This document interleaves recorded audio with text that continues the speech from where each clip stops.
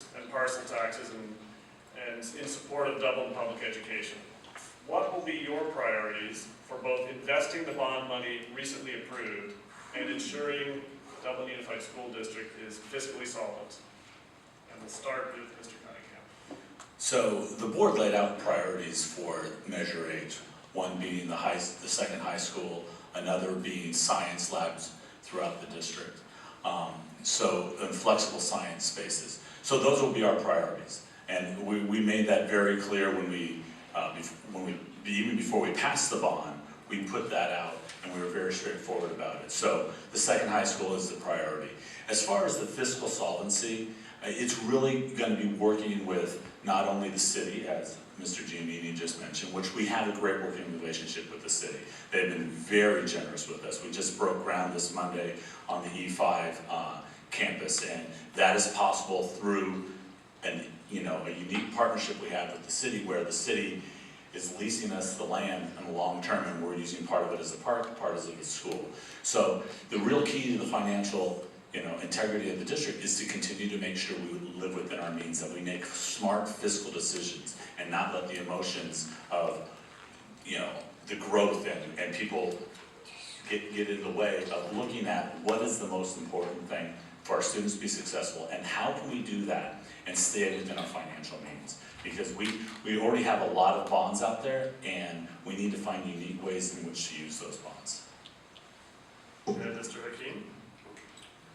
I would say that my priorities would be around the second high school and the science labs, which are important facilities which needs to be built to accommodate the growth which is happening within Dublin. It is very important that we keep our promises and ensure that Measure H funds are spent as per the priorities which we laid down as a board.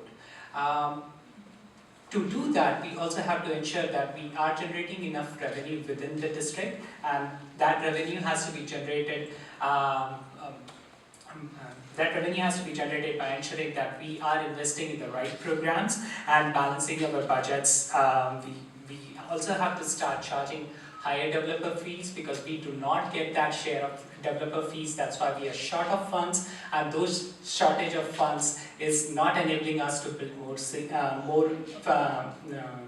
and that is requiring us to go to the community and build more, ask for more bonds. But I think Measure H should be the last bond. We should go across, get to the state, advocate for our Dublin schools, get more funding, get prioritized for the funds which the state owns us, build more schools, as well as get some corporate sponsorships for where we need to build the schools right, as well as ensure that Measure H funds are adhered to only as a last resort. Thank you. And Mr. Charrier? Yes, I keep hearing about that we need to go to the state to solve our issues, but I think it's about time that we try to solve these things ourselves. We just passed Measure H. It's a large bond. We still have a little bit left over in Measure E. I agree with the priorities I've heard. We need another high school. A high school that has 5,000 students on it is not good for anyone in the entire town. The existing high school has a capacity of 2,500. The new high school is supposed to have a capacity of 2,500. We've known about this for a long time. We should have been looking at sites a long time ago. I was talking about that 9 years ago. We need to get going on that and not be dragging our heels. We need to stop spending money to increase the capacity of the existing high school and save that money to build the new high school, if that's really the intent of this board. As far as the funds go, I think we need to look at trying to figure out what are our highest priorities and get those done. We need to not have a broad range and try to please everybody at every school. It just can't happen. We need to get done what has to get done. And Ms. Miller? Okay, well, one thing I don't think people know is that 85% of our budget is spent on people, teachers and staff, and that leaves about 15% for programs. So when people wonder why we don't just use our general fund budget money for facilities, that would be why. And that's why we need bond measures. There's 3 sources of funding for school facilities: state, it's the community, and it's developer fees. Those are our 3 choices. Yes, we can get creative, we can hopefully get some corporate sponsorships to help us, but there's not really anyone out there in Dublin that's ready to build us a school. So I think that we've been extremely creative and innovative in figuring out how to fund facilities. I think by working with the city like we have and acquiring 2 pieces of land to build schools where we aren't being charged. That's like a $30 million savings to the district in one site and a $36 million savings at another site. I think we will always be focused on fiscal solvency. We are not going to do something that is going to put our district in the red. We have been so creative in how we have spent the money that we have, that we've managed to stay fiscally solvent and have no audit findings, which is a really big deal. And I really give a lot of credit to the staff here at DUSD.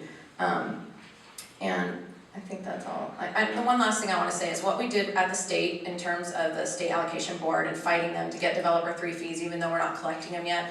What all of that does is go to show that we understand what funding mechanisms are available, and we're going to do what we can to fight for them. And you have very strong advocates here in the district, and I'm proud of the work that we did. Thank you. Mr. Giannini? I think whenever we talk about bond spending, we're talking about your money. You approved $283 million for us to spend appropriately. And it's tough. We have many needs across the district.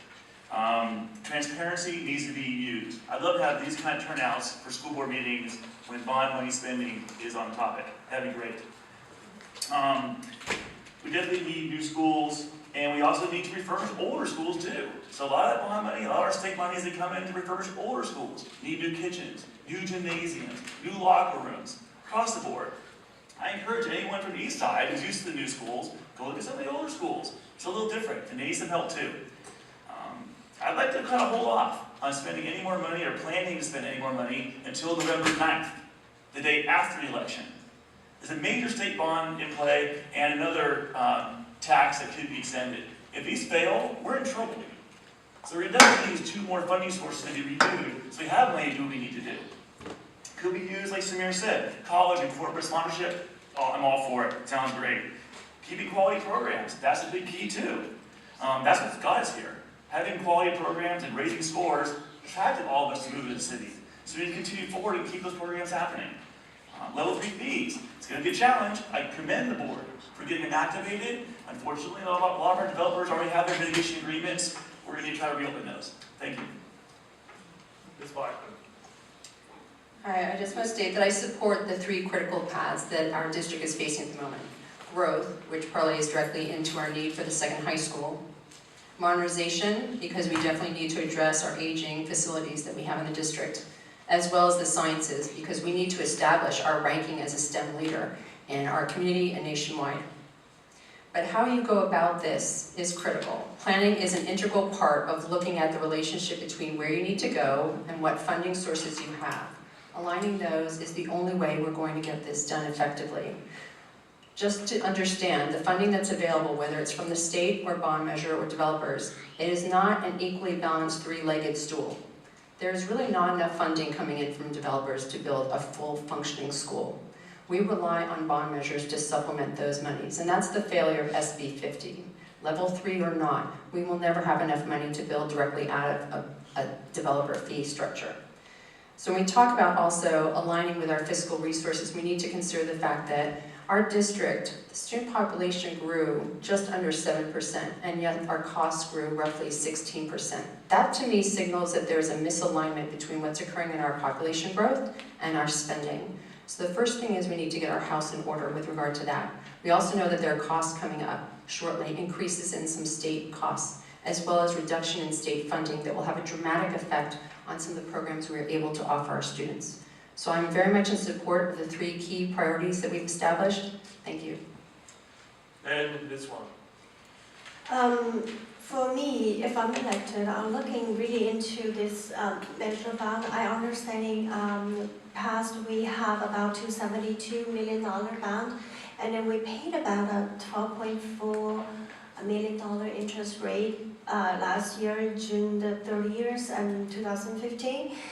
And then we still have about $118 million cash value. If we can reduce those cash value, we have a potential to reduce about $2 million of the money.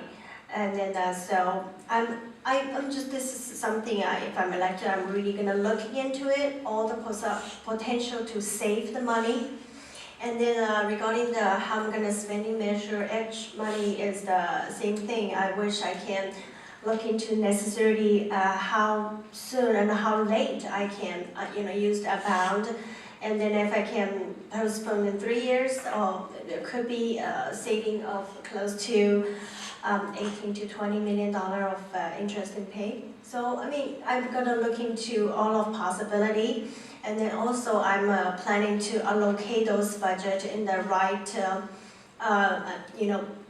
pump to the priority, and then the statistic study, allocate the budget for the second high school, and have itemization and creating for under the budget. Thank you. All right, a third question. We received a number of questions about addressing the needs of all students.